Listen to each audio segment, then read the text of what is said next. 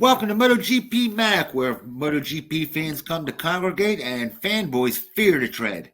How you doing this weekend, folks? What's going on? Just waiting. I don't know why they throw this dastardly dead weekend in between. They get you all excited up. You see the first race, and it's going to be a fabulous freaking, season. This season's going to be fun. I will be very honest. I am fucking delighted that there's this weekend in between the race. Could you imagine my after race video? Irish folks. Right. Could you imagine my after race video if the race was on tomorrow? Now, tomorrow is St. Patrick's Day. We're shooting this on Saturday. But could you imagine that video? That this fucking point prick. Yeah. So interesting. Yeah. Give me that bike. I'll fucking bet Pecco and Martin. I'll show you how to ride it. Hold my beer. Right. Yeah. So I'm kind of delighted. So that there is a race. But how has your week been? That's great. I slowed the scooter. I was breaking it in. I need to get piles on it for the Piaggio touring scooter. You need to get piles on it. And it's a big ass thing. It's not like a scooter like that blew up, right? And all the weight's in the back. And I got the rear end is sliding around every freaking corner. I'm going, wow. Yeah, it doesn't handle for shit. I mean, it's like riding a Barco Lounger, all right? Comfort-wise, you're like, right? But don't think it's going to handle. People will say, it handles well. It's because they're idiot riders and they don't know everything underneath is just sliding all over on them. But, well, cool. How about you go all the way real fast? And then I can go on to all the super bikes I own if I want to go fast. Yeah, if you want to proper fast. How was your being week? What have you been up to, CB? Doing some light riding.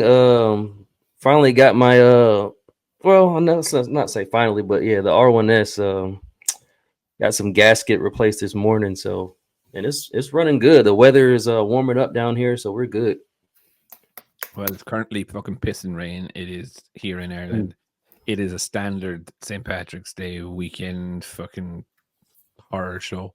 Where everyone is go down to the parade now tomorrow morning at 11 o'clock, get pissed on, and then get pissed in the pub because it rained. Might as well go to the pub. Right. It's not stopping you guys. Yeah. I did get out and do a bit of riding. I sent some people some videos of a little poodle to work, which we cannot share, because I was within the speed limit at all times.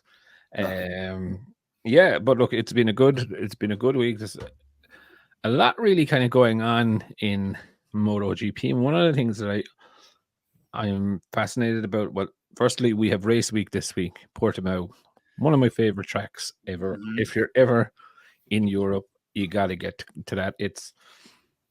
And what I think is fascinating about it is that there was no Herman Tilke, there was no fancy fucking designer, right? It was a fella who was a race enthusiast, bought some land in Portugal, and the track is built around the land, if you know what I mean. So kind of like Laguna Seca in the way that, like, okay, not the $100 billion thing that we just fucking moved the hill. Yeah. you know that story with Laguna Seca, do you? Yeah. But this thing is like, this thing is fucking a roller coaster at best. Like, I always remember Felipe Massa went there in 2007 in Formula One, and he got out of the car and he was feeling nauseous from the ups and downs and whatever. Yeah. And riding it on a bike is just personally, I hate downhill curves. I don't know about you guys, but you're going down the hill and then you hit the curve at the bottom. I hate that. But for a lot of the British, Irish show kind of riders, like, you have that in Donington Park, right? So the MotoGP riders were very used to it from going down through Craner curves, right? Because when you go through Craner, you come out through Redgate, and then when you're coming over, so you go through another little kink. But when you're coming off the right hand side, you're going over to the left hand side, but the land drops when you're moving over to the left. So it's like you're falling off the edge of the world, because you see it at this level, the next minute it drops maybe another for like 5-10 meters, and you're just like, whoa. It's class, Joe. And like my favorite corner. Well, there would be two of them actually, but my personal favorite is Jonesy's corner, where like you come up over the hill, the front of the bike goes very light, right? And there's a certain part of the hill that you can actually ramp off, so you have to kind of stick more to the right hand side of the track. And when you go down, then if you're on the right hand side anyway, it'll open up Craig Jones's corner. But you go through, but you have to spin the rear wheel to turn it slightly. Do you know what I mean?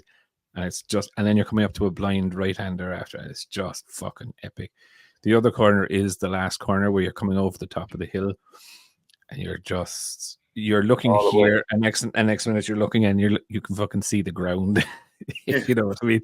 And it is just epic. Look, there's some great corners in it, but it's what a circuit. For me, this is a real rider circuit. Like a really strong rider will override any major issues, except for Yamaha and Honda, because Yamaha's going to get mugged down the straight. Yamaha will be passed before they get up the hill out of the last corner. Do you know what I mean? But what I mean is, like, in the twisty bits, you will see that the Yamaha and probably the Honda, if it has good mechanical grip, will be not so far off in the sectors. If that makes sense? Yeah.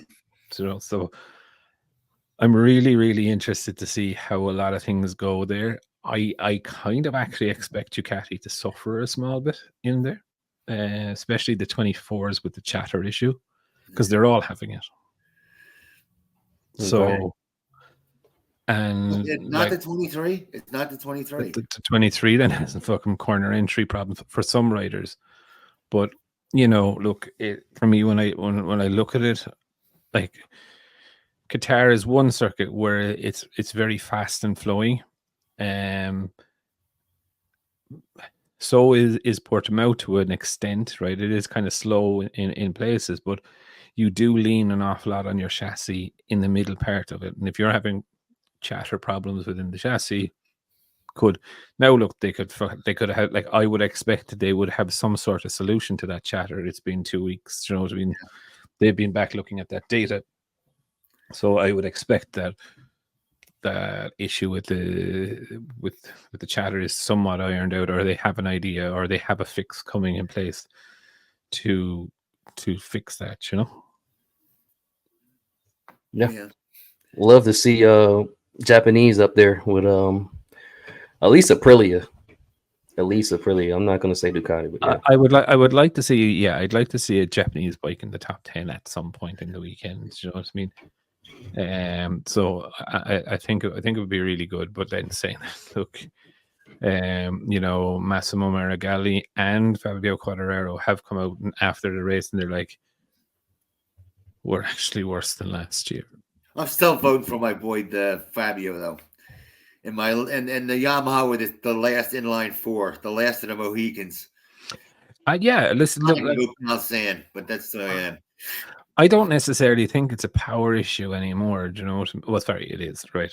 They fundamentally can't run the aero that everyone else runs, or push that aero down the straight, right? That is one. But the power that they have right now, it's good enough to stay with the lads down the straight. But the problem is that they need more grip in the corners. And Fabio said it best. He's like, our strong point was always long radius curves. Yeah. Now that's their weak point. Right. And that's not chassis. I don't think it's chassis. I think it is all to do with the aero. Do you know what I mean? Because it's got to be the chassis. Come on. No, I just don't think. I think the amount of downforce now that's been generated through the corners by Aprilia and Ducati especially, and even KTM, except they're a little bit rougher on the tire, is fucking outrageous. I think it is helping them corner so much faster. And then now I also said, and I genuinely do believe this, I believe Pecco rides the V4 like an inline 4. So now it's fighting. He's found that knack, same as Rins found that knack on the Honda. Like, he found how to ride the Honda softly, and I still think without crashing. Yeah, Oh, well, it did bite him when it only missed 9 races or whatever it was. So, but no, what I mean is like he found a way to work around that hand rather than fucking diving it in straight V and then back out, you know. And I think that's the way with the aero. I think that's what the MotoGP bikes are going to be now looking for, is that keep the corner speed up. Obviously, the more corner speed you have, the more you're working the aerodynamics. The more you're working the aerodynamics, what happens? More performance. I was gonna say, yeah, you start winning. Hey, you said Renz. I was thinking the mirror, but yeah. So, well, actually, the Mir finished both races in the last string. I didn't actually catch that. I thought, that's interesting. I actually have a video from Mir to do next week. Himself and Santi Hernandez, and they said he's very happy with Mir actually. So, interesting on that. Portimao, it's a bit of a balls of a track to get to, but it's a great track to go to. Yeah, they say that. So and look, it will be pretty interesting to see how things go with that. Also found it very interesting what Ducati were saying. Now, firstly, right, there was a thing out there. I did see one video, Jake, that you were talking about from another new stupid channel that was on about Marc Marquez and Alex Marquez signed a deal with Audi to be their things, right? Mm-hmm. Oh, I didn't see that one. Yeah. So that this was the latest hint that Marc is going to go to the factory team after Gigi Dall'Igna said, you know, that it's true that he's one of the now fiercest or whatever. Yeah. So Gigi did give Marc a compliment, but he also said he was the first 23 bike home. Do you know what I mean? That was the major part of the compliment. He said, look, he is a fierce competitor. And you're kind of like, no shit, Sherlock. Right? Do you know what I mean? Everyone kind of knows Marc is big. And you put Marc in a bathtub and he'll fucking try and make that bathtub go around the corner faster than any fucking bathtub could. Right? Doesn't. Right? And he signed the deal with Audi, and you're like, okay, well, but why would they wouldn't have had Alex Marquez in the picture. Right? If it was a big thing, right? Pecco cannot drive an Audi, but he's not supposed to drive an Audi. He's supposed to drive Seat. What? Seat, which is another car manufacturer. Yeah, we don't have it here, so So he now look. I'm sure there's subsidiaries or something, but Seat is one of the major sponsors of the VR46 Academy. So, okay. So he's kind of tied in on that, you know. So why Marquez and not also because of VR46? Yeah. So Bez and Gian Antonio can't be sponsored by Audi as well, basically. It can't be personally sponsored by Audi. Okay. Right? Yeah. Because they have a tie to the academy. Mm-hmm. If that makes sense. That's it's like being Etihad Airways and playing in a it's actually happened this season. So Manchester City are sponsored by Etihad Airways, okay, or airlines or whatever the fuck it is, right? But a cup that they're playing in called the FA Cup is sponsored by Emirates, and the sponsorship requirements for players playing within the thing is that they have to wear a badge on their jersey saying Emirates, right? But that would breach the contract for Manchester City because they're sponsored by a rival thing, so they don't have to wear it. Do you know what I mean? Because it would breach their sponsorship. Okay. So it is the same. So like it's not a big thing. Like anyone in my view right now, any one of those MotoGP riders, and I'll go on the record and I say that every one of those MotoGP riders in a Ducati seat right now is a possible replacement for Enea Bastianini. So there's one factory seat open. Yep. And the fella that showed, and I think Ducati can afford to be extremely picky and be like, okay, is this guy a team player? Does he toe the line? Does he shut his fucking mouth? Does he do what he's told? All of this shit. They don't need the drama. They don't need two fucking roosters in the hen house fighting all day and all night. They don't need it. They don't want it. It's nothing. I think Jorge Martin will talk himself out of it with his mouth. I can see that. I can see them getting strong with Enea Bastianini and be like, listen, you're in the factor team, you need to perform. You know, you've finished, what is it, 6th or 7th or whatever, so that needs to improve. Money is going to come into this very, very big. And this is one of the things that it was in Saturday's video. Pecco is apparently, his contract is between 7 and 10 million a year over the next 2 years per year, right? So that, but Ducati have, and a source in Ducati has said that they're not going to be paying high salaries to other riders, right? Or as high. So when I look at it, right, Jorge Martin in a satellite team is on approximately 2 mil a year, or 2.2 or 2.6 mil. Now this could be base or whatever, right? So is Bastianini, right? And I can guarantee you that Ducati are not going to pay someone in a satellite team that sort of money again. They did that because they couldn't make a fucking choice over the two boys. You know what I mean?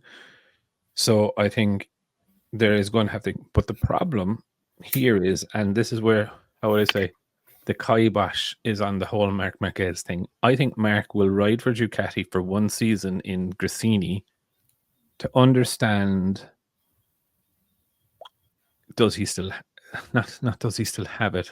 Does he still want it? Is actually how I'm going to put it in the way in the game. No. It's like this year is just for Marc to understand a lot. With the tired years of Honda, does he still really want it? Do you know what I mean? Is it? I personally think the doubt has come into Marc's mind when he was in Honda. Is it me? Is it the bike? Or am I just have things moved on? And listen, look, it happens to everyone in their career where that doubt comes in, right? And I think this year is for Marc. So Marc's not really worried about, do I get 5 million or 10 million or whatever. But I don't see Ducati. Let's just say it comes down to the three boys, you know, Bastianini, Marquez, or Martin. I don't see Marc riding for 2 or 3 million a year. Not for another 2 or 3 years. Do you know what I mean?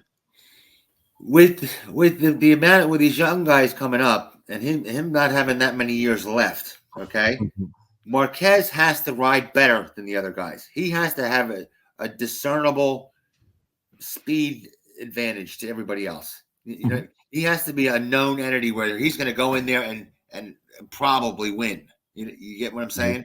There has to be less doubt for him going in there. He has to be like the old Marquez, or they're going to pick somebody else. Yeah, but no, I suppose what my point is that on the other hand, I correct myself on that. He is good. His name is money. Don't forget that. Yeah, and look, and I'm aware of that. Look, I, as you know, I follow Formula One as well, and I remember recently Lewis Hamilton signed for Ferrari for next year, right? And Ferrari's share point price jumped by 5 billion when they announced that he did. So, like, I'm fully aware of all these financial implications, right? But saying that, I don't see Marc going in and how would I say this? In the right, like, they're going to pay Pecco 10 million, right? And they've openly within the paddock circle said we're not paying high money to any other riders. Do you know what I mean? So you're going to come in. You might be on 2 million, but you're coming in as 2. Number 2, that's it. Do you know what I mean? You're not the golden child. You're not this. And I just don't think I just don't see Marc in the twilight of his career. Marc does need at least another 2 or 3 nice pay packets is what I call it. Do you know what I mean? Because he'll go off into his thing when he retires. Like, I don't see Marc going into World Superbike and racing World Superbike. No, but I don't see him giving a rat's ass about money either. I know. When you slow down, you do care about money, unless he has another business, which I don't know of at this time. Like you look at Valentino Rossi, and this is one of the What does things. he have? They said his net worth is $55 million. Yeah, $55 million. You know what? $55 million. He can. I don't think he has to worry about money that much. I don't know. I think when you stop racing, and they said, and that was a net figure after paying all the putting his. That's not counting the family. Like he's already paid the family off, made sure they have enough to retire, homes, and blah blah blah. I'd be skeptical on that, Jake, because you see them all, right? Like even look at what Rossi does with the academy. The academy is one thing, but the VR46 company is a serious revenue generator. Rossi's probably making more money now than he ever did. Do you know what I mean? And I don't see that with Mark, right? So I do think Mark needs a couple of more years of a nice salary to go. So that's my point, is that I don't see Mark riding for the 2 or 3 million in the year in a factory team. I just can't see it. Do you know what I mean? I think he'll be looking at KTM or one of those ones that won't be afraid to pay him. Because like, what was it, 14 million a year he was on Honda.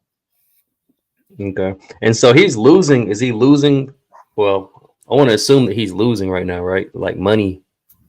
He's not getting paid anything, right? No. I'd say he's getting.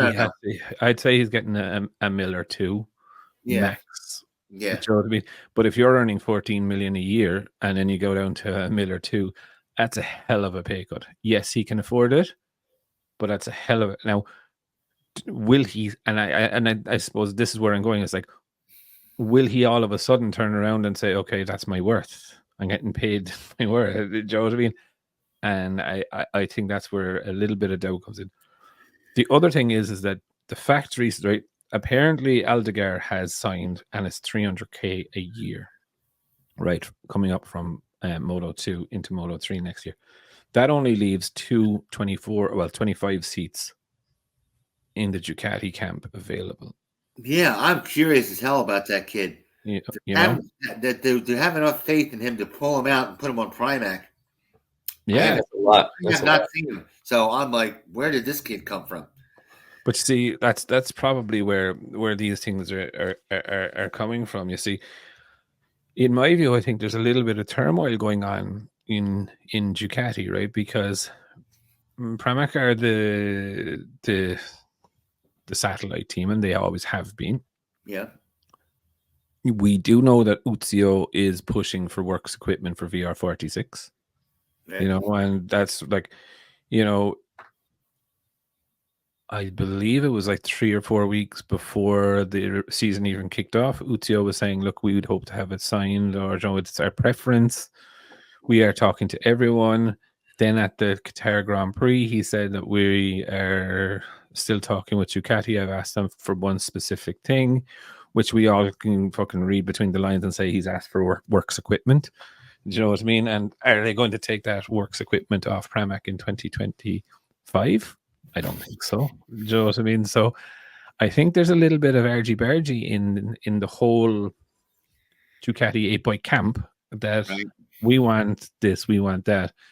And like, if you look at it, they wouldn't let Bez go to Pramac because they believe if it was a factory team, no problem. This was a semi-factory team. So they were like, just give us the bikes and we'll run it. That makes sense. Do you know what I mean? So my view of VR46 see themselves on par with Pramac.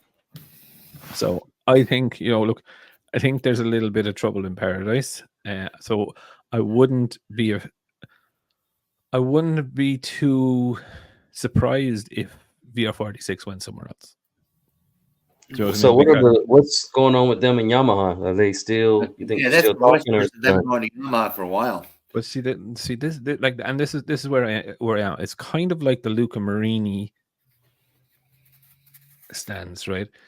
Luca Marini was definitely, in my view, 8th out of the 8 Ducati, or maybe 7th, right? Him and Alex Marquez, right? They were never going to get a Pramac seat, ever, or a factory seat, right? And if Uzio and Rossi believe that they're never actually going to get Works Ducati equipment. Why stay? Yeah, you might have a good bike or whatever. Yamaha are in such a desperate position, in my view, right? They have only 2 bikes on the grid, right? Grassini is signed up for next season and the season after, I believe, with Ducati, I think, or maybe next season. Yamaha are so desperate, like running and giving bikes and free equipment and all of that is probably really, really cost effective. The data coming back from that testing is probably cost effective for them. Do you know what I mean? To say, actually, lads, we're going to supply you with full Works Yamaha equipment. Okay, it's going to take us 3 years to get back there. Here's a 5-year or 6-year deal with a lucrative deal, right? If Rossi, and for example, and as I talked about VR46 is a business first and foremost, right? So if you're paying 25 million, 30 million a year for equipment, and someone comes into you and says, okay, over the next 3 years or 5 years, we will now pay that 30 million for you, but you help us develop your bike. I'm no mathematician, right? But that's a lot of money saved. Yeah. That's a lot of fucking pints. Yep. Right? So I'd be like... And 4 bikes has always been the rule of thumb for the optimum amount of bikes to run. Not 6, not 8. Okay? Yep. It's 4. So... Okay? Anything else is work. The only reason Ducati did that was for money. So... Well, yeah. Well, look, money, and there was no one else did it. Do you know and no one else do it. Right. And look, I'll fight with that with anyone any day for as long as they want to on that point. I would prefer to see 22 riders on the grid than 20. Yeah. Yep. That's it. You know what I mean? There is no... I would prefer to see one extra team if I had to look at an extra bike of the same. That's fine. Do you know what I mean? There's more bikes on the grid. It's not going down to like Formula 1. Joe, and you can call it fucking old school or whatever, but like you're not overflowing the track at 22. You're not trying to flow the track at 26, 28. Really, let's get but that's my point. Like one of the things that I loved about motorbike racing, especially, was that you get more bikes on the grid than you can for Formula 1. Formula 1 have 20 cars, right? We have 22 bikes. We should have 30 bikes. We should have. Do you know what I mean? We should. But anyway, I do know there's a limitation on the track of how many bikes can be there. But it's I think it's interesting at what is going on. Now, look, they could come out and have an announcement and whatever, but I genuinely do believe that there's a little bit of argy-bargy that VR46 want Works equipment. I don't think Ducati are interested in supplying Works equipment. No. And then you're kind of like, why? And if you can get a lucrative deal off someone else, is it not worth thinking about? And I already came out and said previous to this, we're not going to keep these 8 bikes running. We don't want it. Yeah. So yeah. Well, look. The Ducati have kind of said, look, that they would like to keep VR46 in the fold. Right. Now, look, that could be PR and whatever, right? But look, at the end of the day, it's handy revenue in from VR46 and Dorna to Ducati. So look, I don't think Ducati will also turn around and say, for example, let's not do it. It's more work, but it's also revenue coming in for a bike that would be sitting in the shed doing fucking nothing anyway, right? If you have the manpower, it's a good way to go. Let's put it that way. If you didn't have the manpower they're so far ahead that they can get away with doing that. Let's put it that way. And they have the extra manpower. If they were running nose to nose with somebody, you don't want that extra work. You'd be tossing them. Yeah, exactly. Look, because folks, you have to have the same bike to get good data, the really premium data. You know what I mean? You're not running a 23. You're not getting the premium data for a 24 off of a 23 bike. No, but you will. To be fair, though, you will get a lot of crossover data. You'll get across like their tires and things of that nature. You know what I mean? But look, we all know at this stage that tires are the black art. If you can understand the tires, they've always been a black art. Yeah. Especially now. Yeah. But I'd if like you to can know what the situation with tires are. I hear a lot of people saying Michelin complaining, saying Michelin ain't stepping up to the plate. Michelin's always been a strong company. Yeah, but their front tire isn't suited to the aero, right? Yeah. So and that's generating an awful lot of problems, right? And they've had, Right. and look, I'm not even going to go into the aero fight, and that's maybe why they need to have a look at the standardization or regulation of aero, so that you can say, and I'll put it like, you can't have more than 3 points of downforce generated off your front wing. Just say, right? That way, then they can turn around and they could build a tire to 4 points. Does that, if that makes sense, right? They already have it. They already have it boxed out. Racing. Yeah, but no, Jake, no. A boxed out means that it has to fit within a certain size, Right. But you can have your front wing fucking a foot wide, or you can have it 2 centimeters wide, right? So how would you build a tire to work with? Oh, I know what you're saying. Right. So like MotoGP will have to come into the new ages of it. Like if you look at a Formula One car, they can measure the points of downforce, and a point could be a ton, right? I don't know. I'm not 100% sure on it, right? But they could say, or maybe a point could be like 10 kilos, right? And they can tell exactly on what part of the wing experiences what level of it. Do you know what I mean? So they can say at the end of the straight, on the outer edge of the wing, there was 15 points or 20 points of downforce on that, right? Which is a handy thing to know, because if you look at a MotoGP bike, the amount of squish the tire is getting before braking, so it's already heating up, and then you're hitting the brakes, and then it's getting squished even further. Yeah, which it's destroying them. And it's not like Michelin always had a bad tire, though. I mean, it's not about that. That a lot of people think that the Bridgestone was a better tire than the Michelin, and I just can't see that. Look, they're. I never say they should go back to the Michelin. The tire war days. It was all dependent, because Michelin had a good slick, and then Bridgestone had a great wet. Do you know what I mean? And it's kind of ebbs and flows. And like you saw it in F1 as well, when there was the tire wars, there was different circumstances suited different tire manufacturers, right? But again, But I like having a single tire manufacturer, to be honest with you. The only reason is because it keeps if you have to keep them square. As far as I remember, when you'd have, like, if you pick the Dunlop instead of the Michelin, say 1 year, and all of a sudden you're dead for the whole year. Like if you made that wrong pick in the beginning of the year, you're screwed. No matter how your bike was, you were screwed. Yeah, but look, if you have a pick of a Ducati and a pick of Yamaha, and you pick Yamaha this season, you made the wrong pick too. Do you know what I mean? Yeah, true. Yeah. Right? I know. But what you're actually saying there, Jake, is that you're very much so a fan of regulation, because those tires are built to a regulation that everyone has to adhere to. No one can have their own custom tires made to suit their bikes anymore. So it's a standard tire. I like as little regulation as possible, but my thing is, no one gets any unfair advantage. Everybody's on the same. But I know. But you don't degrade anybody's tech is my big thing. You don't say. But this is my point, Jake. But this is my point in the tires, right? Michelin, when they're designing the tires, have no idea of what they're designing the tires. Right. Yeah. To do. So, I can see them saying, "Hey, the Ducati and how many pounds of force? That's it." No, but Michelin don't know what development Honda are doing, Yamaha are doing, or whatever.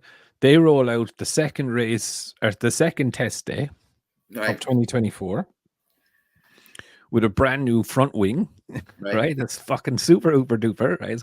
So they don't want their competition to know, right?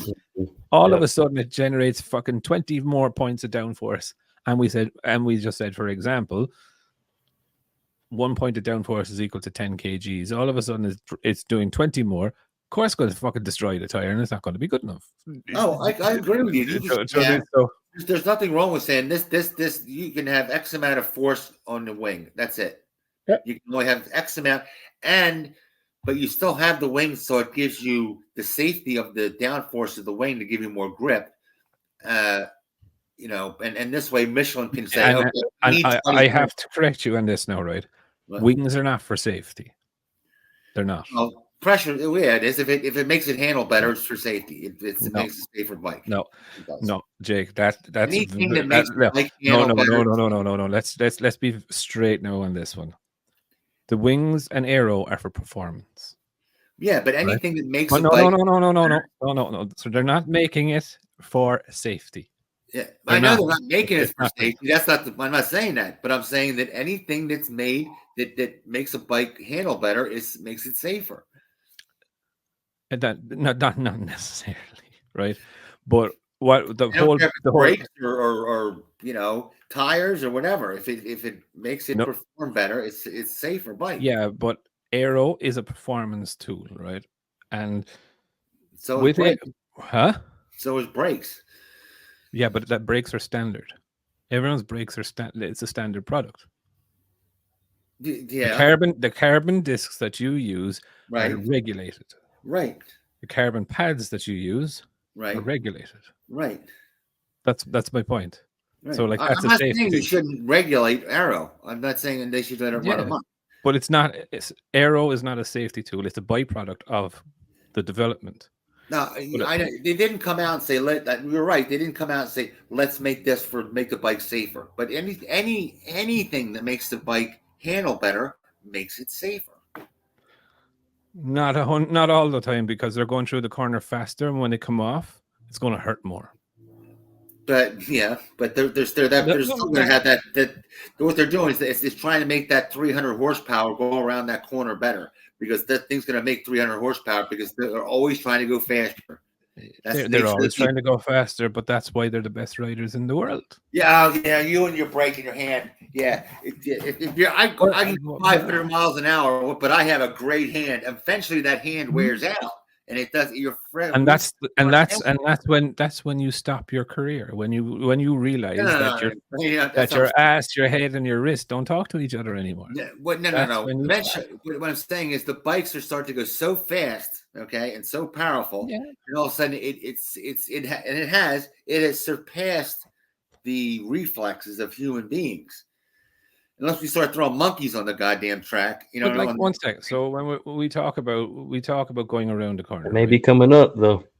What monkeys might be? No, the F1, the AI, but that's a whole nother thing. But yeah, I actually saw that. Actually, yes, I saw that F1 AI. Yeah.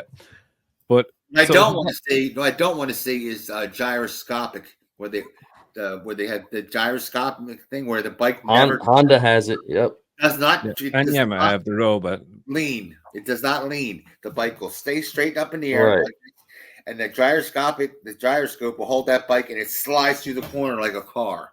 Okay? Oh no, I'm talking about where there was this guy who the bike was standing on its own, and they had this thing where the bike was like the guy told the bike to come here, and the bike. Oh no, I see that one on its own. I'm like, oh shit, that's crazy. No. Yeah, Yamaha have the robot. That sits on the robot. He's like 4 or 5 seconds behind Rossi's lap time in some circuit in Japan. It's crazy, So like those days are coming. But CB, they have bikes, and the gyroscopes are in the bike, right? Yeah, Yamaha. Yeah, mine has it'll stay straight up and down like this, right? Now you can come over, and it won't. Oh yeah, but that's the suspension leaning, correct? It won't lean because the gyroscope is but the bike but the body of the bike stays up. But they're those fucking 3-wheel things. They have it where there's 2 wheels and that thing will stay straight up in the air. I've never seen that. Never. Oh yeah, look it up. They look like a. Send me on the link when you find when you get it. Send that to us. Yeah. When you get it, let's put it this way. I thought about buying one because they were on. It was some guy had one for like 10 grand. At this point, the gyroscope was like this big, though. Years ago, right? Definitely send us on that link when you get it, because I would love to I'll look that up for you. Yeah, Yeah, you push it, and the thing would go nowhere. You could get hit by. They had it where the guy would get hit by a car.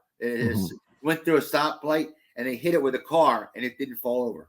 It just went. That's crazy. Yeah, then that's what I don't want to see. That I don't think that will ever come into racing. Look, I think we'll be on electric bikes before anything like that comes in. Do you know what I mean? If I'm very honest, and I don't see electric bikes becoming the dominant form of motorcycle racing. I was thinking about the money though. You're not paying a rider; they're saving.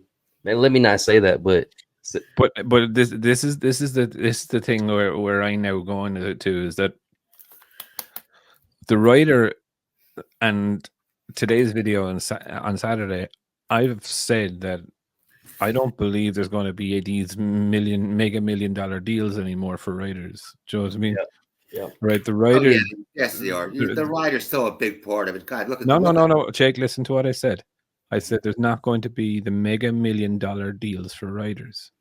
Oh, you're not going to see the 15, 20, 1,800 million, whatever it is, deals anymore. It's going to be fairly small money. So the rider or the rider cost is going to be very, very low compared to what it was going through the last 10 years. And there's a supply and demand there because of sales and the economic it's not even that. Like if you look at, for example, right, you look at Ducati, KTM, and Aprilia, right?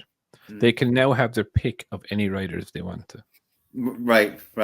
The only, and I said it in today's video, the only things, if you're not an alien, right? So look at Marini, Zarco, Mir even, right?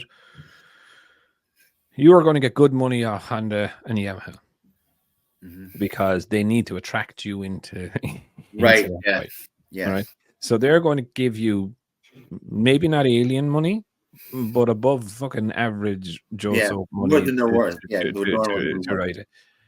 If in the next 3 years or so, Honda and Yamaha come back into the fold, then it's going to be a very different landscape, right? Because the alien will still be the alien, but the alien's price cap will be driven right down.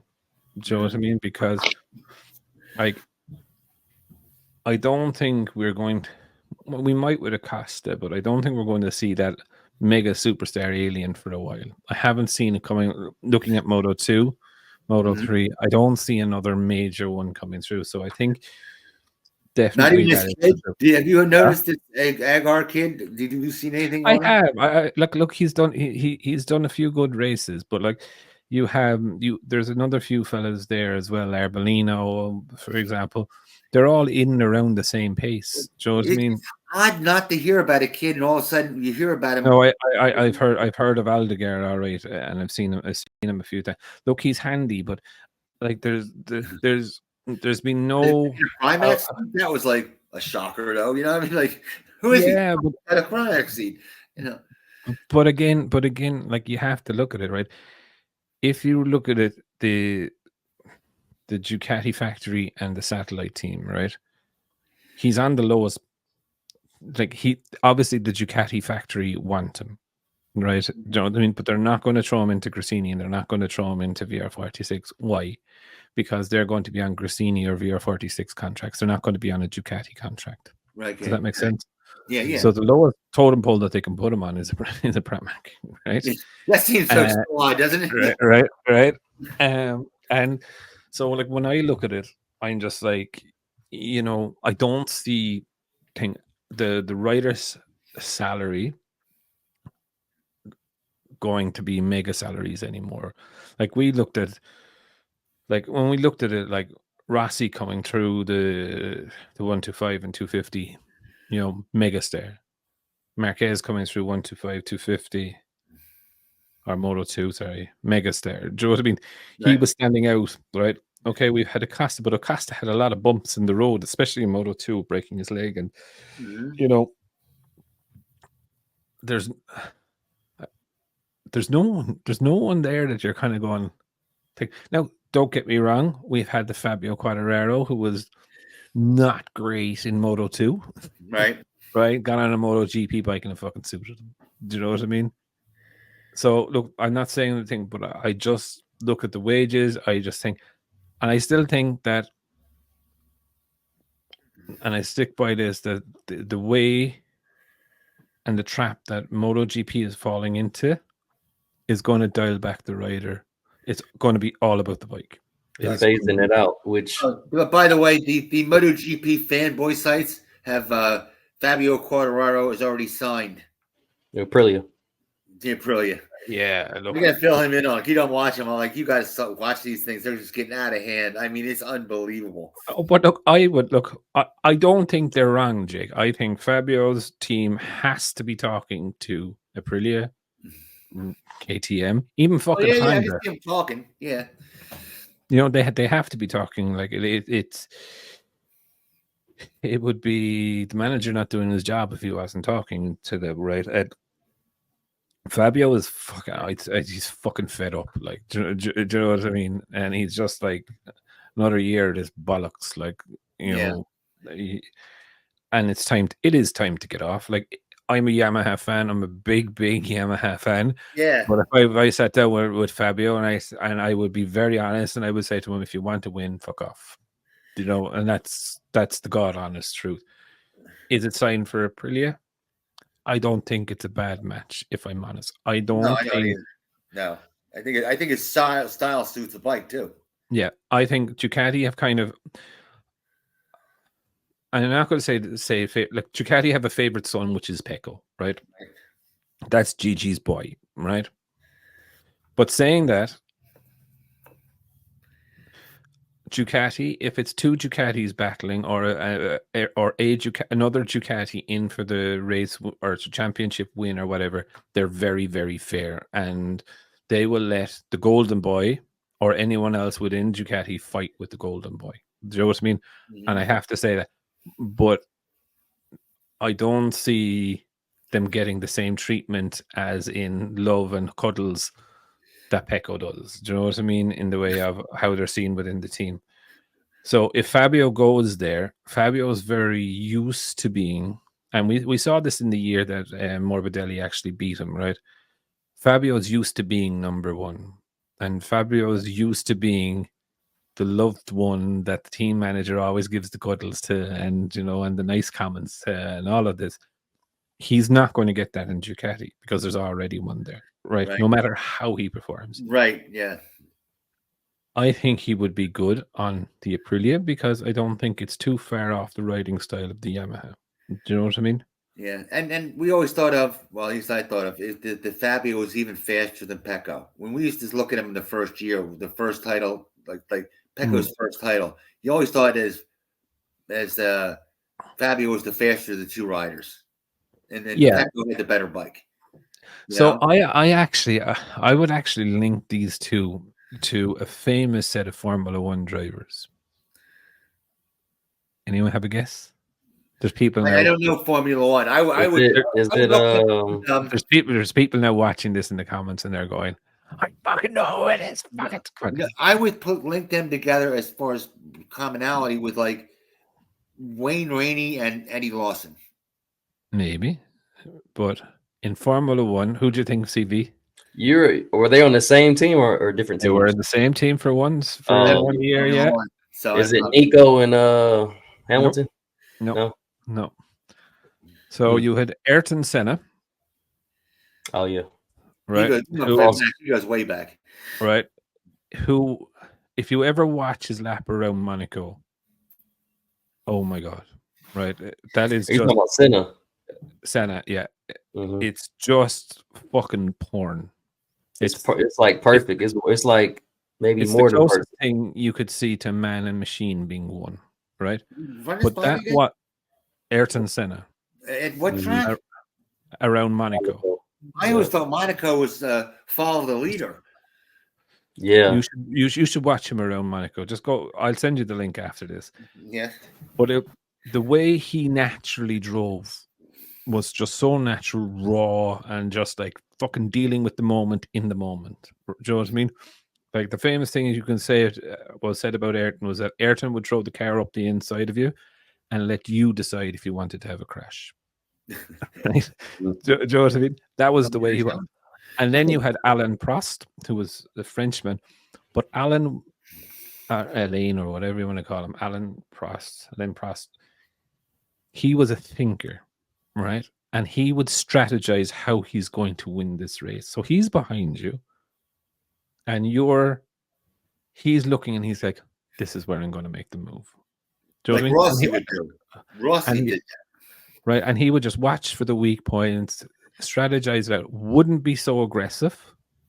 So when you had the two of those people together racing on the track, one was the ultimate thinker and the other fellow was the ultimate reactor, right? And of course, it caused fucking fireworks. Do you know what I mean? Between them. Marquez and Rossi. Yeah, but Marquez, Rossi with Benyaya and Fabio. Malay, but it's Fabio and Benyaya and Pecco. And I see it, and like Pecco's mentality is like he's very strategic. Like he went out to the race on Sunday. They changed the bike 10 minutes before the race. Oh God, that was horrible. Right. They changed the bike. His downfall, remember? Yeah, they changed the bike. They changed the strategy, and they were like, "You need to go hard in the first 5 laps." That was it. And that was the instruction to him. You need to go hard in the first 5 laps. You need to get in front of him, and then manage it out. That was the strategy. The danger point there was he would overdo the front tire and it wouldn't last. But he made it last. And I think they need that. They need that camaraderie. I don't know if you want to call that, but rivalry, whatever it is, because you would think it would have been Martin, but I don't think he's that guy. I think it needs to be Fabio. Yeah, and I think that's just way with Fabio and him in the same team, and Pecco in the same team. I don't think it'll make sense. Mm-hmm. So, it will be interesting. Marquez.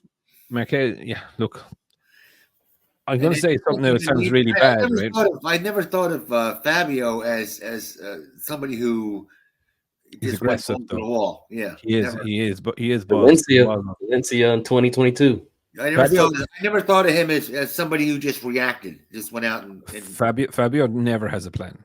Never has a plan for his race. Well, he talks a good game then. But no, he doesn't. Like you ask him, what's your plan for the race? Make a good start. That's it. That's all you need. Really, that's all you need. You get to the front. I mean, Benyaya did that. He got to the front, and that was it. Yeah, but Benyaya's thing was make a good thing, push on for 5 or 6 laps, and then roll it out. Do you know what I mean? Fabio is like, okay, we'll deal with what happens in lap 2 and lap 2. Do you know what I mean? It's like Pecco's thing was like, if I get past, I have to get back in front straight away. So it was like he had to be at the front. Can't battle. He can't go back and forth. No, and Pecco is pretty good, but the problem with MotoGP is that the minute that you start running close behind someone, your tire pressure goes up in front, and that's you're cooked. Do you know what I mean? And it's all over. And that's going back to the Michelin problem that they can't make the tires because they don't know the fucking aero that next year's bike. There's more to that. That whole fucking thing is screwed up. But the tire pressure goes up, and that's caused from heat. Yes. Right. And there's so much horsepower. We got so much horsepower in Jake, it's not the rear tire, man. I said horsepower and speed is terror. But they're not. Well, okay, they're going a little bit faster, but it's the front tire has been squished into the ground at speed. That's generating heat. Heat is generating the temperature. Yeah. That's the problem, right? So if you're behind another bike, you're not obviously cooling the tire because you're fucking having a go, right? Your tire pressure just with that heat. Whereas if you're like kind of again looking at a Formula One car, right? If they're on the intermediate tires and the track starts to dry, you'll see them pulling off into the wet spot or wet side of the track to cool the tires so that the tires will come back. Well, what I'm saying is we're pushing the tires into the ground because we have such horsepower and speed. The things have No, Jake, that doesn't push them into the ground, man. It's the no, I air. know that you're doing it on purpose to get the thing to go around the corner faster. No, but like even in the straight line, the air is squishing that tire so much at 200 kilometers an hour. That's where an awful lot of the damage is done. It's not really in the turns; it's on the straights or when the bike is set up. Well, they can't adjust it. If they could, they'd have it changed. You go less in the straight, more on the sun, and then. Yeah, but sure. Look, you're fucking getting into DRS and stupid. Yeah, then you're getting into. But yeah, like. But I know, look, for me, I just always think like when I look at Pecco and think, no, Marquez is quite the same as Senna in that way. Like he'll just fucking, he'll have a bar fight with anyone, right? Doesn't like. But again, look, as I said in last week's pod, is like I believe, I won't say the curtains are there, right? But I don't believe the other riders are afraid of Marquez as some of the riders were during 2013, 14, 15, 16, 17, 18. Do you know what I mean? I think they have zero fear of him now. And if he wants to rub paint, okay, we'll do that. Yeah. Do you know what I mean? Pecco is not the best of battlers, but he will battle. Do you know what I mean? I've seen it. I've seen it with riders. Zarco is one of those ones, right? You rub him once. Right, just give him a little kiss, right? He'll fucking back off. Do you know what I mean? He will not. Do you know what I mean? Like you'd see it with Pecco. You give him a little tickle, and he'll come back and he'll give you a little slap back. So I won't say that he won't battle, but I think he's just a smarter rider in the way that he'll say, okay, I'm not going to risk fucking fighting with you for no reason. Losing 20 points or 25 points, I'll take the 20 points and we'll fight another day when I really need to. Do you know what I mean? Right. Now, you didn't see Marquez did not tow. Didn't do a tow last race. He didn't need to because he has straight line speed now this year. Yeah, he shouldn't have to do that. Which I like to see. I don't want to see anybody to have any towing. Well, look, to be very honest, I was impressed with Mark's race weekend. Look, he's still understanding that he's missing something, right? Will he get there? I think he genuinely will get there. But we said he wasn't going to jump on. We were the few people that said he's not going to jump out and tear the world on fire like everybody. Yeah, and look, I think he's an awful lot more confident around Portimao. I think, like, I would expect him to be not race winning, but I would expect him to be pretty strong in Portimao, if I'm very honest. I do expect an awful lot out of him in the weekend in the way of like improvement. Do you know what I mean? Thereabouts, like switched on from the very first. I thought in Qatar he wasn't that switched on day one. I know we missed the session, but was he just taking it a little bit easier, etc. But look, I think he will do well. But I still go back to the thing that this is a year of discovery for Mark, and Mark is riding for Mark and Mark only to understand, does he still love racing as much as he thinks he does? Yeah. Do you know what I mean? Like it's fine. His face, I think he does. Yeah, he looks like a happy camper on there, doesn't he? That face when he comes back to the pit, he's like smiling like crazy, like Yeah, exactly. Like, look, he's enjoying his racing, right? But is that now because he has a bike? Like, how would I say? Is that because he has a bike that works, right? Yeah. Right. But secondly, right, he's doing his own thing. He's not bowing into any pressure from any news media or whatever. He's just, I'm just going to do my thing, going to understand my bike, yada yada yada. He's only worried about his own expectations, not the expectations of the team or anyone else.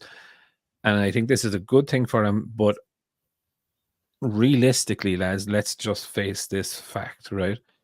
Probably within the next 2 months, 8 weeks, right, he has to decide his future for next season, because majority of seats will be gone in the next 8 weeks, 12 weeks max.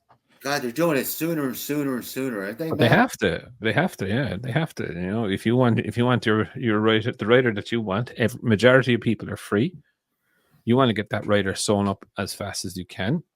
Now, the likes of Ducati, and this is where in today's video that I was talking about, like they have to make a decision probably in the next 8 weeks of do they take Martin or do they take Bastianini? Or do they take someone else into the factory team? Who goes to Pramac? Man, that's a rough road to hoe when you have one race, whatever. You know what I mean? Or 2 races.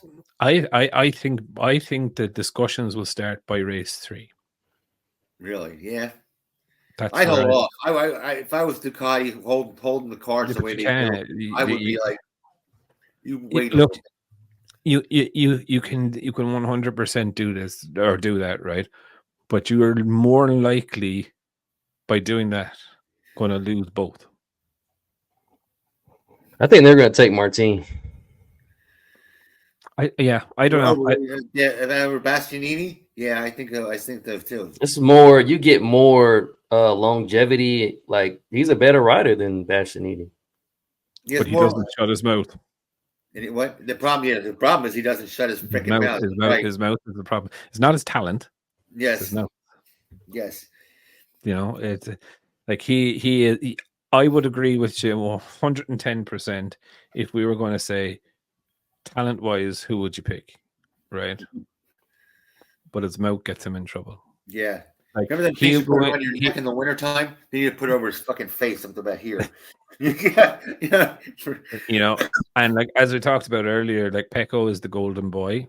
I don't think they're going to be wanting someone going in there and fucking that situation up either. And he tells you, and he says he does it as he says it in an adversarial manner too. He doesn't put it out there as I'd like to be this or I'd like to have that. Or he puts it out there as I want to be there or I'm leaving. Okay, I think he just wants to prove himself. Like he's like, I'm worthy of this seat. So it only makes sense for you to give me this. And I think he'll calm down after that. I don't know. You're good. You shouldn't have to tell somebody. You know what I mean? So there's a couple of things that you just need to be careful of, right? And this is where these other channels tend to get in trouble with. So firstly and foremostly, sometimes things don't translate correctly. Okay, so he might say, Ducati need to give me this seat, right? And that's how it translates in English, right? But if you go to in Spanish, and if you can understand Spanish, which I can understand some words, it will say, I really want to be in Ducati. It's his official quote, okay? So you need to be careful on, if you're listening from those other channels, you need to be careful and actually translate it properly, not use ChatGPT, okay? Or Google fucking translator, or even fucking the translator when it auto translates from your websites that you're looking at. And secondly, they use a tool called vidIQ, I think. And vidIQ makes up their titles for them. So you see all these titles, the brutal fucking thing, or the massive news that's actually all AI driven. Mm-hmm. So they'll put in Marc Marquez news about Ducati, and it'll give them a list of 10 titles then that they can choose from. But look, that's where I suppose. Now I don't watch them, but I see some of the fucking stupid polls things, and anyway, I think look with Ducati, look, I think they'll have a tough choice to make. Like who's not to say that they could turn around and say, listen, actually, Bisecchi or Di Giannantonio is the one we want. Ducati are notorious for looking at the future. Oh yes, notorious. But they're also notorious for screwing up on rider picks. Yeah, but that's the future. But I suppose in their like mind, new kid coming up, it's like I can always someone see a stamp on his forehead, screwed up. You know what I mean? Yeah, but you see, they have their golden goose, right? Right now, they have their golden goose, right? So why not try to find another golden goose? Right. But just not doing hence they gave Aldegar a fucking Pramac seat. Yeah, that's what I'm talking about. Yeah, he's after. I feel like he's after Martin. Once one of them kind of fades away or whatever. Yeah, but what happens to Morbidelli? Like, there's so many moving parts to this season. Like, now I know Morbidelli is gone, right? Or will probably be gone. But then, like, look, we said that too with Yamaha. Do you know what I mean? He said he'd either go to the VR46 or whatever. Do you know what I mean? He ended up getting one of the fucking best seats in the fucking grid. Do you know what I mean? So, look, I think it's very hard to judge. I think it's very hard to think. All I do know is that these conversations will probably start after not this race, but the following race, I would think. And the race weekend there, that you kind of get an idea of where people are. Like, if you look at it, right? And I'll shit you not on this. If Digi Antonio has a really, really good 2 weekends, he is definitely in the picture for a Pramac seat or a factory seat. DG, you think so? Digi, yeah. I think so, but I don't know. He's he does. He has the right build. He has this small guy with big shoulders, right? He's Italian. Not a big chest. His chest is like sunken in. He's Italian. What? He's Italian. He's Italian, right? They love Italians. I will say that. That's the only niche with Ducati. They love Italians. But he has the record for the longest foul up, a year and a half of doing nothing, and all of a sudden he comes alive. You always say, "Is it a flash in the pan?" I want to see some proof that he's. I would agree. Is it a flash in the pan, right? But the only Ducati that beat him home on Sunday was Marquez, right? And to be fair to him, on Saturday, right, he did the best chance to try and fuck himself over for the weekend with that high side. Do you know what I mean? Yeah. So I would go. So if he's going toe to toe with Marquez, right, this guy is the only one realistically besides Mark that can ride at 23. So if he can go toe to toe with Marquez on the Ducati, I don't see a reason. Because but who's the when you say who's the one that can run the cup? He's the only one that can run the 23 with the Marquez. Who's the competition? Bezzecchi, who was also a golden boy for Ducati, who wanted him in Pramac this season. Right. Now you wouldn't put I'd have more faith in Bezzecchi. I know he's having a little downturn now, okay? But he has had a better consistency from the get-go. But he was only on the thing last year. Right. But he had a good year. Or the year before, sorry. No, it was the second. He did have a great year. Yeah, he had a couple of wins. But my point here is right. No one is going to remember 2 years ago. No, do you know what I mean? Right. And yeah, you can come in, you can be a fucking late bloomer, but it doesn't matter for your last 10 race results have been good. Oh yeah, it works the opposite way. You're always good as your last race. Yeah, Joe, and that's where it is. Like, he understood, and you can see it, right? Every other person that has gone from the 22 to 23 has struggled, really. Yeah. Do you know what I mean? Alex has been okay on it, to be fair, but like Bezzecchi, who is a talented rider, is nowhere, right? Yeah, and we all know how good. How many races when you say went nowhere? How many races has he went down? Who? Bezzecchi. How many bad races has he had? Well, he had the crash last year. Do you remember? Kind of like he was pretty poor actually from mid-season on last year. After that crash, yeah. Now, and that's nothing against him, but where I'm looking at this is more of the bar. The bar on a GP23 is Marc Marquez, right? Because everyone believes, and even Gigi has said that he is the fiercest competitor and this, that, and the other, right? So if you take a fella that's on the same bike as Marc Marquez throughout the season, and I'm not talking whatever, right? But like, and he is matching Marc, right? Then there's potential there. Yeah, you know, they need him. They need I'm him. not saying it's wrong. I'm not saying I'd put him out. I've doomed him for the rest of his career. I'm just I want to see a couple more races under his belt before. What I'm more comfortable with, Jake, and I'll tell you this about him, right? Is where I'm more comfortable with was I was very worried when he left that race engineer, who is now Marc Marquez's race engineer. Let's not forget this, right? Yeah. That was it that Digi understood the bike? Or is it the fact that the engineer was able to set the bike for him? Yeah. Okay. Yeah. Now he's gone to VR46 and he's still able to put in a fucking good performance on that bike. Right. Good point. And that's a different bike than the one that he is going. Does that make sense? So he understands now how to ride the Ducati. And therefore he can ride it. No one studies the riders better than Mac. When I was young, I used to study the riders, but that Max he really. So look, for me, I don't think that. Look, I personally think that the two in the shop window are still Bastianini and Martin. Which order do they go? I think the first few races will decide that. But saying that, there was a lot of Ducati brass didn't want Martin in that factory seat, and that's why they took Bastianini that time. And I don't see that changing. You know, if you don't like a fucker, you don't like a fucker, right? And that's it, right? But do they want him to go somewhere else? Like, do they want to risk him going to a competitor? Where is he? Where realistically, if you were in the Ducati boardroom right now, what other bike manufacturer is anywhere really near you? Closest one would be KTM. Well, KTM, right? The KTM will fade towards the end of the race, right? Yeah. Martin's riding style probably wouldn't suit a KTM. Right. Yeah.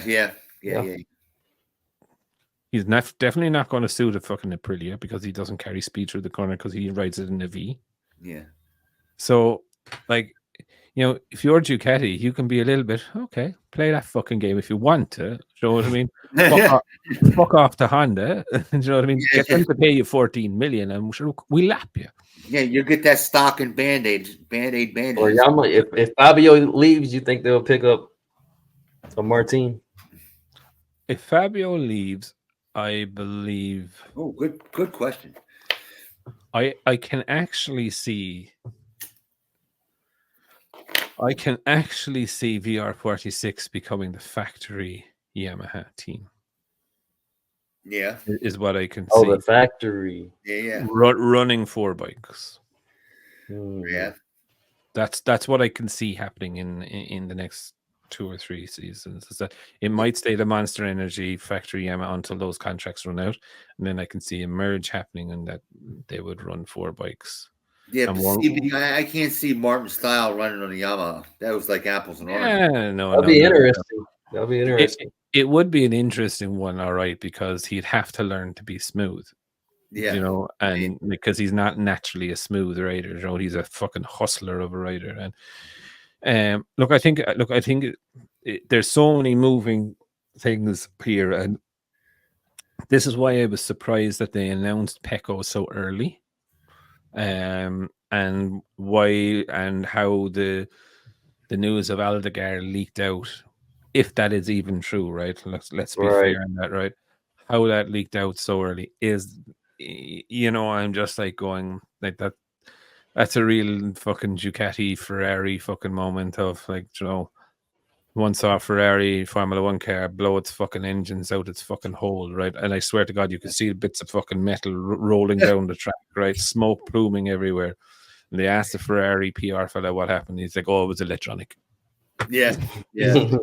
George, and everyone at the side of the track was like, no, it's not fucking electronic anyway. Like, Turn it on, smoking oil and fucking everything. But no, look, I think the next, I think 6 to 8 weeks, maybe 12 weeks will be absolutely epic in the merry-go-round of what's trying to go on, who's going to fit where.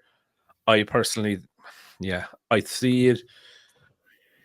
And I think it's going to be a good show. I think Acosta is going to be a phenomenal show. Rip shit or go blind. Yeah, look, phenomenal show. Yeah, and look, I think he's another chap coming up that, you know, this year again. I can see him crashing too. You know what I mean? Yeah, but see, like he did really well. He's young, you know. He did really well in Moto 2, and then he crashed and he broke his leg and he got a bit of fear of it, and it took him a while to come back to his natural self. But the thing with Acosta in Moto 2 was that he was very, very beatable. Do you know what I mean? It was only some of the times that he put in this alien performance. And when Right. we go back and we look at the likes of Rossi, Marquez, when they were coming up into the smaller classes, the fucking race was over before it started. Do you know what I mean? Right. They were winning that race, and that was the fucking end of it. And some weeks you got the Acosta that could, and some weeks you didn't, and so. Yeah, remember we used to say the jury's still out on Acosta. Yeah, look, I think Acosta is going to be good. I think he's going to be great for the sport. I think it's a perfect passing of the torch between himself and Marky Marquez. Sorry, I had to wave at my neighbor walking by. He's like, "Are we coming for pints?" So we'll end up just doing it in a minute. But I need to see him bounce back and see, can we get this consistency out of him. It's great going for 15 laps, lads. It's brilliant. And his mentality of, I prefer to lap 15 laps with the big boys than fucking 9th or 10th or 15th place or whatever it is. But you have to learn how to ride the fucking bike and make the Joe.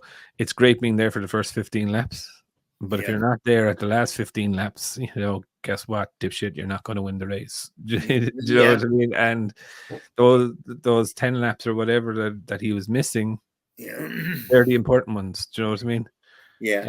So look, but you know what? I was worried about Acosta. Actually, he was so scrawny in Moto 2, that I thought, Jesus Christ, if he doesn't bulk up and get. One with bulk, a lot of times bulk will start to lose your snap, your reflexes start to go. Okay. Yeah. And in that game, you better have your reflexes got to be on a razor's edge. And I thought, how good is he going to be if he bulks up? Now I see him show up, and he did bulk up substantially. Actually, I mean, Christ, his neck must have grabbed another inch on there. Yeah. Right, I was a bodybuilder.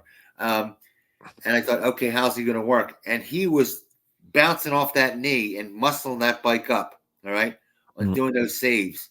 It wasn't just that it looked spectacular. That was a hell of a reflex exercise. Yeah, look, and there's no doubt in the lad's talent, right? But, he's dubbed as the next Marc Marquez, right? Mm-hmm. But I don't get that vibe from his previous career into this one. Mark came into MotoGP, kicked the fucking doors off the hinges, do you know what I mean? And fucking announced, I am here, kiss my fucking feet, right? Yeah. Mm-hmm. And I don't think, look, he's not afraid of any other rider out there, do you know what I mean? You could see it, look, he fucking rubbed Marc Marquez in his first race, do you know what I mean? To say, I am not afraid of you.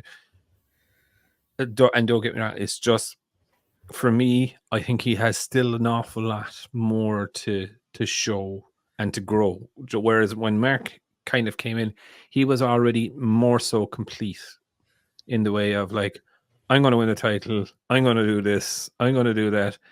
And it was a foregone conclusion.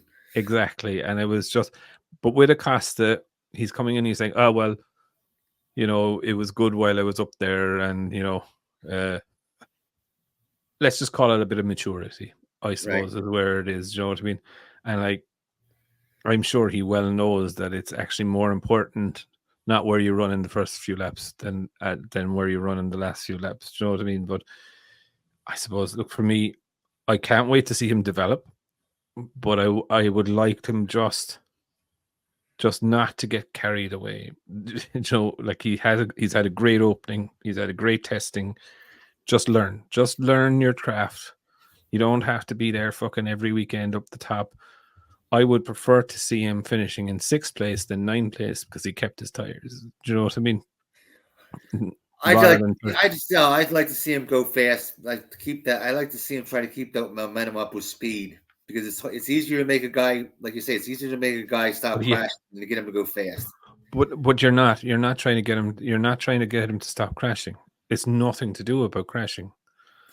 He has he is a fast guy, but you need to make the fast guy consistently fast. Yeah, you're right. Exactly. Right. And so I'd like to see him trying to go fast for the next few races. It's just like a woman, right?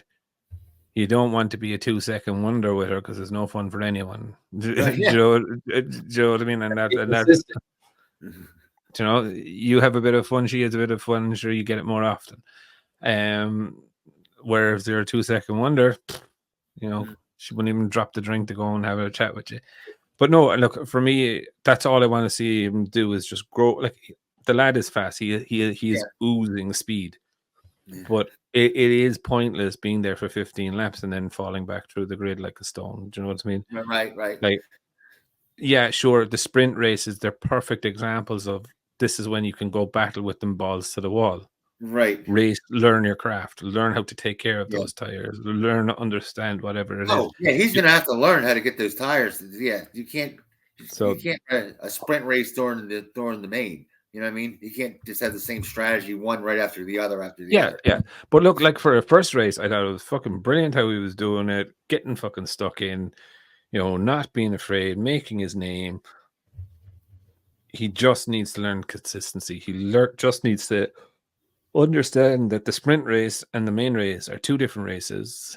Do you know what I mean? Go for your glory in the sprint race. Go for a good, solid, like, if he can finish consistently 4th, 5th, or 6th over the course of the season, he's definitely in a factory seat next season. That's it. Yep.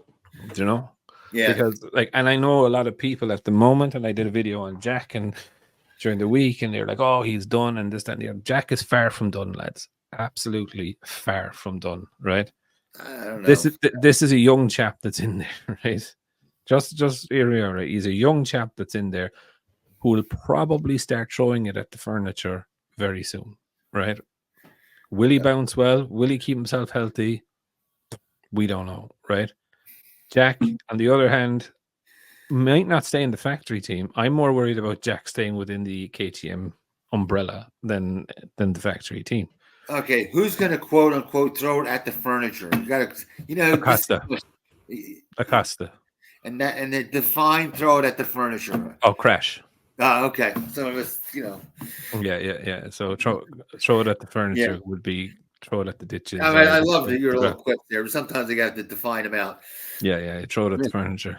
Okay. Yeah, I think he's if he simmers down, I don't know, because he's spinning the tire up. If he can simmer down with all of that, I think he's good. I think he'll have, and he's consistent. He's gonna have that seat. Yeah, but look, let's be fair within his last race. If he wasn't spinning that tire up, he wasn't staying with those riders. Do you know what I mean? So at the start, do you know what I mean? So that's where he needs. There's still a bit of natural raw pace that needs to come out of that, and that's the learning, right? And that's where I think his development is. Do you know what I mean? But Jack Miller's about at the end of his rope, though. He's doing the same thing. He's spinning the tire up. He's spinning it. I can see Jack going into gas. I don't think they'll dump him out at the end of the season. I could see him going into gas. I think he would make a great second satellite. Maybe even a test rider. Yeah. Well, maybe. Yeah. No, I think they'll have to do something with him. Well, sorry, they will have to do something with the test rider because Danny Pedrosa is going to retire in the next 2 or 3 years. I guess because it's so short on him. Yeah, they need a somewhat fast test rider. Now let's be fair. Jack's value in technology wise and data wise is not as valuable as it was this time last year. Because Jack came off at 22, that was the best bike, was able to relay that information to the team, but also the engineers that came over to KTM. Jack was able to talk about the differences between those bikes to those engineers who understood what the Ducati was doing. So when he was expressing, but now he's completely gone from that. Do you know what I mean? It's so by the end of next season, his value will be, in my opinion, a little bit less. Let's just call it. Do you know what I mean? I still think though that the team, as in KTM, they like Jack's style of person and personality, and Yes. because it does come into their brand. So I can see him being kept within that brand, if I'm very honest, because KTM aren't a very stick up your ass kind of type company. They're kind of very out there. So Relaxed. Yeah, relaxed. And I think it's just the way they go racing. If you look at it compared to maybe some other teams, they don't control the riders as much as others do. So I think he fits in with that fold and with that brand line of the team. Whether there's no opportunity for World Superbike to keep him within KTM unless they announce a KTM project for World Superbikes, and if they do, then you definitely know he's gone. But look, if I'm honest, I like Jack a lot. I'd love to go for a pint with Jack. It would actually be on my bucket list to do so if anyone knows personally. But no, I think it's one of those things that Jack will always feel that pressure because of the type of guy he is. Do you know what I mean? Like I remember now for 5 or 6 seasons, Jack Miller's gone this year. Has to be gone this year. Has to be gone this year. Oh yeah, he's not going to fucking stay there. Remember this in Ducati, his first half year when he was coming in 12th, right before before they had that big revelation of the rake or trail, whatever they had, and he started getting on the podium. Everybody was throwing him out. The fans were just throwing him under the bus. So he looked like the shortest timer in a very short timer. And then the fans fell in love with him, especially when he started talking. He's as much as a personality. He's kind of a Rossi-esque kind of rider. But it's just I just think with Jack, he's just a different era type of rider, and he does do a lot of motocross and flat track and all this, and he does like the bike moving underneath him. And the bikes are pushing away from that style now of like the bikes all want the wheels in line, do you know what I mean? Mm-hmm. And his ability to change that style is probably not there. I think that's worse. I think it's making it worse. If you learn on the flat track, you're moving backwards because you don't ride the bike like that. You don't slide it around. Yeah, what you still have you don't look 90% of the corners you want to. No, not standing up. No, you don't. But you're sliding both of those wheels going around the bend. Yeah, but they're in line though. Do you know what I mean? The slide is consistent. It's not a yo-yo. Yeah. So that's not. Yeah. But look, for me, I like Jack a lot. I find it weird though, and it's kind of one of the things I'm trying to understand with Augusto Fernandez. The only major difference for Augusto Fernandez between this year's bike and last year's bike is the frame. And I think Augusto Fernandez has had the same problems that Jack Miller has with adjusting to the carbon frame. If you remember when the carbon frame came in, Binder's pace picked up, but Jack started to struggle badly. Mm-hmm. And now, when you look at it, Acosta, who knows no different, right? Realistically, is getting on it and fucking gripping it and going, I can fucking bounce, right? It's okay. Whereas Augusto's like, what the fuck has happened to this thing? It won't turn, it won't do what I wanted to do. Like what did you do? So look, like, and I think it's kind of funny is like everyone is talking about that Jack Miller's going to be fucking done. Like realistically, lads, and I'll be very honest with this, I am a big Augusto Fernandez fan, right? But Augusto Fernandez is on test rider pace. Yeah. Like 1.5, 1.6 seconds a lap off. Yeah. And we know the likes of KTM and Gasgas are fucking brutal, lads. Yeah. You're not going to get an opportunity to run 10 races 1.5 seconds or 1.6 seconds a lap off. Mm-hmm. Yeah. Now, saying that, Augusto butcher halfway through the year, Yeah. Now Augusta didn't have a bad race in Qatar in the Sunday race. You know, he wasn't last. You know, and he wasn't last. And I'll put an asterisk with that.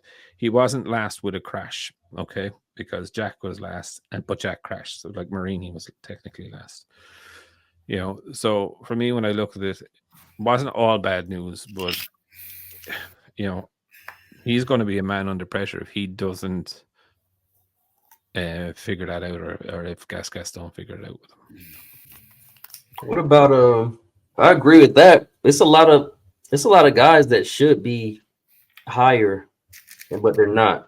I was thinking of Miguel. It's one of those, you know, people who should be succeeding, successful. See, this is and look, this is Miguel Oliveira, right? So let's just be fair, right? Where's Franco? So have you heard of Chelsea Soccer Club?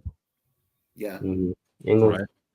Chelsea Soccer Club have been recently classed or called the $1 billion bottlers, right? Because the club has spent like $1 billion on players and they're getting fuck all results, right? So they bottle every fucking result, right? I think Aprilia, much that I love them, bottle it every fucking time. You know, 9 times out of 10 they fuck up, right? Or there's something stupid. Like Alicia and Maverick turned around and said we had more potential. Everyone was like, well, no fucking shit, Sherlock, right? Right? Crafar, all of them had Alicia down to win that race because they looked at the tires. They had their on Saturday night and they're like, Joe, Aprilia really understand the grip levels, the wear and this, and they have it. Right? Yes. And they got it completely fucking wrong on race day. Yes. Yeah. Yes. Right. And like when you look back to the disasters that Alicia's had with just the team, right? You're just like going, Willie, just come on. And it's just there's just something fundamentally wrong with it within the team that when they're in a good opportunity, it fails. Something fails within it. Like you look at Raul Fernandez on the grid, the bike actually didn't stall originally, but an error code came up on the screen. Yeah. And that's why he was waving, because he didn't know whether he could go or not. And then they couldn't clear the error codes. They couldn't get the fucking bike restarted when it's, do you know what I mean? And it's just a fucking comedy of errors, right? Yeah. And they've had that for a couple of years, these goofy Right. I remember somebody saying that, like, they had a lot of technical issues with that bike. But just goofy ones. Nothing major. Just like, I always wanted to fix the transmission, boss. That type of thing. Like, no, flip the switch. Oh, okay. You know. Yeah, but look, I just think, and look, and I mean this with the utmost respect to anyone from Aprilia listening, but I just, on the rider side of things, they're missing. They're not at the races, right? The riders, Maverick every week is an excuse. All right, I think Miguel is a very, very good and fast rider, but probably more suited now to World Superbikes. I just don't think it's there anymore. Yeah, I think this must have just crunched. I just think, look, I think with the shit that's happened to him the last couple of seasons, I just think, you know, he's there for a promise of a factory ride, but he's not. I don't think he's at that level anymore. Personally, Raul. Did it bust him up that bad? Yeah, look, he's getting to the age as well. I think Raul Fernandez shouldn't be there. Personally, I don't think Alicia Spagaro can retire at the end of the season. A lot of people have Alicia retiring at the end of the season, and that's it. You know, I don't think Aprilia are going to let their fastest rider leave. Yeah. And the bike is at a level that they should have a faster rider than Alicia. Yeah. So like I can see I can see Maverick and I can see Fabio, or I can see Elation Fabio in Aprilia next season. That would do wonders for that team. You They know, would be contenders. That would shake up Ducati. But then you see major way. the problem then though that I do see with that is the shift in the team, right? Fabio's going to come in and want to be number one, right? Aprilia are going to go, well, yeah, we're going to pay you a nice few bob, right? Aleix then is going to throw his toys out of the fucking pram because he's no longer El Capitan, right? Do you know what I mean? Should he do that? I mean, realistically, if you sit there and reflect and go, okay, I'm now 35 years old or 34 years old, right? Mm-hmm. Do you see how he treats his mechanics? No. You should have a look at how he treats his mechanics. He is the most. Just something now. There's very few fellas I'd love to kick in the balls, but he is one of those fellas that I would love to kick in the balls, and not for anything else, but just being disrespectful to his own team. I don't mind now you giving the finger. I thought he was Joe. How you doing? You always see him with a big smile on his face. When he's happy. Mm-hmm. But if something goes wrong, or if someone makes a mistake or whatever, he will go out and nearly fucking punch them. Okay. In his own team. You know the announcers say that he saw smiling, but he has a bad temper, and that's all you hear about it. You'll hear about it, right? They'll say it, but you don't see it. No, there's loads on YouTube about Alex losing his temper and having to go at his team. And look for me, it's I just don't know. I just don't know, can Aprilia actually let him go, because they've no one really there coming up. Yeah. Like, realistically, Maverick, I don't think will be there next season. No. I think he's had more chances than a dog got fleas. Yeah, you know? I think there's a major conversation to be happening with Miguel. I think they're giving Miguel, and I think the reason they gave Miguel the factory bike this season, A, was because of the Honda thing, and B, they wanted to see, okay, if we give him the level equipment with the others, how is he going to perform compared to them? You know, Raul, like, he might have a 23 chassis with a 24 engine, but why is he on a 23 chassis? Yeah. You know what I mean? It just doesn't make sense to me. It really, really, really, really doesn't. And then you have all that extra work too. All that extra work, all the extra data, unique data that goes into having that. Well, now to be fair to him, the 4 bikes that he is running were the 4 bikes that Aprilia built for the first Sepang test. When the riders went out in Sepang, they had 4 bikes each there. They had 2 23s and 2 24s to get up to speed. Right. And those bikes then went to Raul for this race season. Does that make sense? So they were building the bikes anyway for Raul this season, but they were given 2 things. And Raul started off this season on the 22 in the test. That I know for sure. Yeah, that doesn't make sense. He's never flourished. All right, he's had way too many chances. Did the manager? Did he catch the manager with the secretary there and has him over a barrel or something? I don't know. Look, I think Rivola, has a lot of thinking to do in the next few weeks. Nice. They're just too damn nice. Where KTM are supposed to be ruthless, okay? KTM are the softies. They should boot them and say sorry. Pretty are the softies, yeah. Well, look, the Aprilia and Yamaha. Look, the Yamaha is guilty for it as well. But look, I definitely think it's pretty interesting. I think the next 8 to 12 weeks, I think it will be really, really interesting. I really think from the end of round 3, more serious conversations, or sorry, I won't say more serious. I think more advanced conversations. I think there's already conversations going. Like you definitely know the likes of of Fabio and them, they don't need to wait 3 races to see, oh, how's Fabio performing this season, right? Do you know what I mean? They already know his natural talent. Where the bigger questions are, for me, are anyone that's moving kind of in internal teams, especially with the Ducati lads. Do you know what I mean? Yeah, there's a bit of time to say, how are these guys adapting to this, right?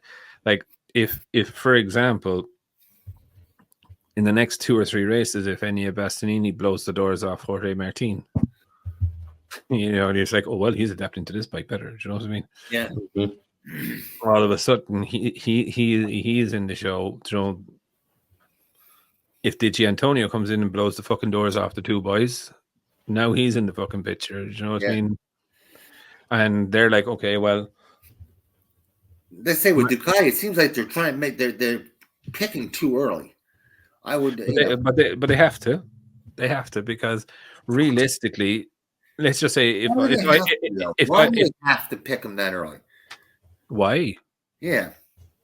Why can't they wait 2 or 3 more races and say, all right, we'll let you know, you know? Because it's not down to Ducati. So like these guys are all independent contractors, right? Right. So you're out of contract. You have no contract for next season. Your manager is saying to you, okay, I can get you Honda, I can get you Aprilia, or I can get you a KTM, or do you want to wait for a Ducati? Right. Right. But Ducati's number one bike out there, and everybody wants to be on it. Hold your horses. Next minute, as things start going, and like Chinese whispers inside in the paddock are far more than will ever get out into the media, right? But they will know, okay, the Rins is in for Yamaha. We hear Fabio's gone to Thing. You know, all of a sudden these seats start filling up quickly, right? And you're like, your manager says, well, what have Ducati said? You know what I mean? And if you really want a factory seat next season and you're not going to get more, they're stalling, you have to pull the fucking trigger one way or the other. You can risk it, but you'll end up risking staying in a fucking satellite team. Do you know what I mean? And like, I believe Jorge Martin has, look, he's a brilliant rider, don't get me wrong. I still don't believe that Ducati are in love with him, right? Yeah. But he has the Cal Crutchlow thing that I have to be in a factory team. Yeah. You know, and if they're stalling and if they're waiting and Honda come along and say, listen, we'll give you, what have they offered you? They've offered you 3 million. We'll give you 15 million, 10 million. That'll seal the fucking deal. Do you know what I mean? They will. But we'll treat you like a princess. We'll give you everything you want. We'll give you loves and cuddles and, you know. Yeah, you'll make your picture extra big. You know what I mean? Exactly. Yeah. That's what I'm saying. I know why Ducati in particular. I should have said, I don't know why Ducati in particular have to sign so fast. They don't. But they do and they don't. Like they do or they don't because, look, they have the best bike. But B, they run the risk of losing the best riders to be on the best bikes. Do you know what I mean? So it's a knife edge sort of deal, in my opinion. That, you know what I mean? So, but look, it will be interesting to see how that goes. But I can, and I'll shock you with this. I can see Martin on a Honda. I can see it. That'd be nice. Yeah. You want that? I can see him loving to be the number one rider and the ego and I'm going to be the fast guy. I'm going to take Marquez's title. You know what I mean? I'm going to wrestle this bike. Well, listen, right? So Martin is Spanish, right? Okay. Right. Just think about this headline. He goes to Honda. He wins the championship. He was able to win the championship on a Honda that Marquez. Armageddon comes right after that, by the way. I know that. But again, that's the legacy, right? All of a sudden, because look the other side of the coin coming in, you know, Acosta is nominated as the new Marquez. Do you know what I mean? Mm-hmm. In his home country, and he's got to be number Joe. He needs something to be there, and if he's in a satellite team again next season, I don't know. I can see him jumping if they don't react fast enough. He's that impulsive person will say, well, fine, fuck him. I'll go to Honda. Yeah. And it's just so look. Anyway, right on that bombshell, we'll end up tonight, and it's time to go to the pub and get the Paddy's Day. And listen, just for people in America, because I do know a lot of people in America watch this. It's either St. Patrick's Day or St. Paddy's Day, right? It's not Paddy's. Not St. Patty's Day, right? Patty is fucking Patricia, right? Or Patty is something that you do to her ass, right? Do you know what I mean? It's not like St. Patty's Day that we go around slapping each other's ass, right? I'm starting to worry about you with looking at everything being tight, but anyhow. Yeah, exactly. So, before the storm, right? Yeah, it's listen, beggars Actually, can't be doubles choosers. his chance at the bar. You know, you use both ways. It doubles his chance at the bar. Best of both worlds, kid. You know. But anyway, on that bombshell, listen, have a great week. It's race week. Enjoy, and if I survive St. Patrick's Paddy's Day hangover, there will be a video out on Tuesday.